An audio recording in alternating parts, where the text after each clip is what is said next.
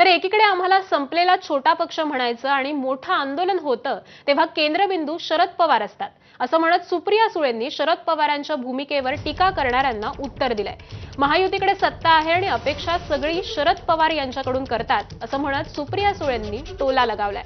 तर एखाद्या मुलाला वेदना असतील तर ऐकून घेणं, समजून घेणं हे आपलं काम आहे, अशी सुळेंची कालच्या आंदोलनाच्या घेरावरती प्रतिक्रिया आहे।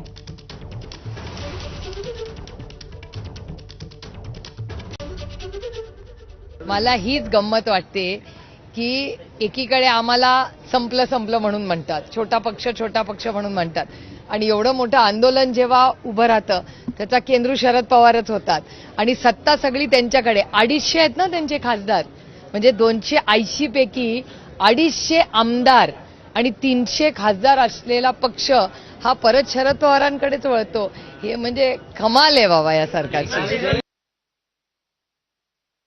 ठीक आहे, इतना तो हक बनताय ना।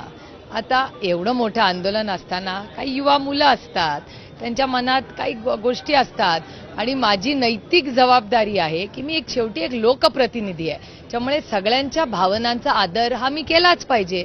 त्यामुळे एखाद्या मुलाच्या काही वेदना असतील तर ते ऐकून घेणं आणि समजून घेणं आणि नुसतं समजून घेणं नाही, त्याच्यातून मार्ग काढणं ही माझी नैतिक जबाबदारी आहे। त्यामुळे फार काही तिथे झालं नाही आणि एखाद्या मुलांनी हट्ट केला तर त्याच्यात गैर काय।